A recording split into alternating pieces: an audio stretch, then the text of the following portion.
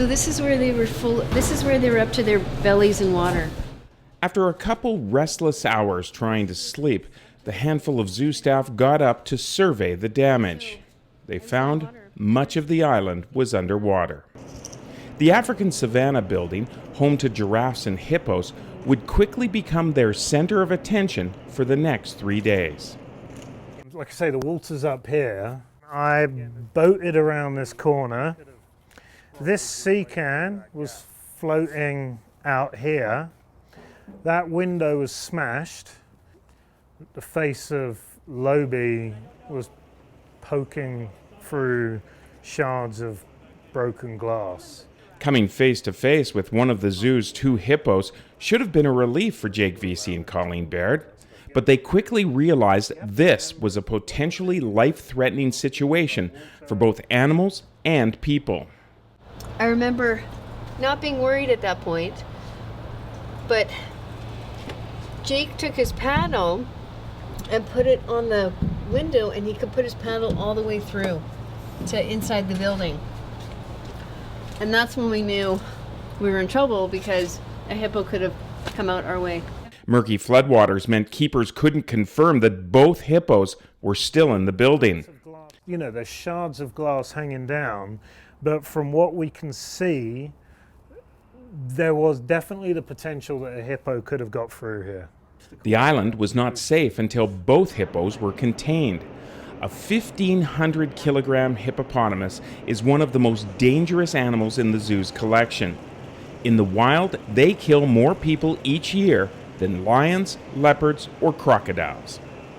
So securing this space was a big priority, because it had the potential to impact everything else we do when you don't know whether you're safe wandering around here in a boat. Vesey knew he had to plug that hole in the window and prevent a hippo escape. A straw-filled shipping container might do the trick. With hands numbed by the frigid water, Vesey and Baird wrenched the container into place and sank it to block the broken window. And then opened the doors so it sank right here, so that if he did break through that, he's then contained in this space. Crisis averted. Hopefully, both hippos were still inside. To help, a bobcat and concrete blocks were placed in the glass entranceways to prevent an escape. With the picnic table? When you swim through corridors you're used to walking through, it's a very surreal thing. You know, when I know this space, I walk here all the time, and now I'm swimming there. At the south end of the building, in a secure area, a pair of frightened giraffes stands shivering. They sit in more than 2 meters of murky water up to their bellies. You know, it was up probably about a foot on his belly. With every hour, their chances of survival diminish, especially for the older and more delicate Carrie. The giraffes were the worst, right? Because we knew they were standing in that cold water, and you just wonder how long they can do that. And if they drop, that's it. There's no way to help them. And they just wouldn't take this step, and I think they knew this was here. The plan was to divert them up around there into high ground. The skittish pair refused to move, unsure of what lay beneath the cold, muddy water. We spent a day and a half trying to get them onto that loading chute, and they just wouldn't go. So we could get them to come out onto the chute, but they just refused to go further. They seemed to know, you know, the biggest thing, they just weren't comfortable wading through that water and not knowing what they were dealing with. And they were in up to their armpits of water already, so they had to leave this area full of water and go out into more water, turn a corner to get to dry land, and they just wouldn't go. It was just too hard. It was asking them to do too much at that point. Difficult situations require creative solutions, and we came up with we tried a lot of different things. And when gentle prodding doesn't work, Vesey, Baird, and Dorgan get aggressive. We did some really aggressive stuff with those giraffes, just trying to get stuff behind them, pushing them, you know, putting ourselves in positions that, you know, we never probably should have been in. But, you know, for us, it was just, we have to get these giraffes out. If we don't get them out if they have to go another night, there's a very good chance we're going to come tomorrow morning after standing in this water, and they're either going to be dead or they're going to be close to it. Was here. We were trying to get them through the raceway, and I was kind of using this as a shield. They put on hockey helmets, used tabletops as shields, and attached flares to the ends of sticks, all to convince the giraffes to move. But I'm kind of up there standing on the paddles, waving a broom and just shouting at the giraffe and doing a whole bunch of stuff that every fiber in your body tells you is an unpleasant thing to be doing to a giraffe, but so's allowing them to kind of freeze to death in there. And Colleen was pretty much... Then, in an instant, this rescue gets dangerous. The giraffe were running back, pushing this ladder back as well. Finally, we got them so close, and then the female said, forget it, I'm coming over you guys, to a point where she's like, I'm just going through you. And so I kind of jumped clear and then grabbed Colleen and kind of literally threw her down the corridor as I kind of swam after. It was a weird kind of all-in-one movement. And we were able to get out of the way, but it was basically, I ended up climbing up a wall and kind of hanging on off the edge. Jake had to kind of dive backwards and then pull Colleen out of the way, and that was kind of our last-ditch effort to do it that way.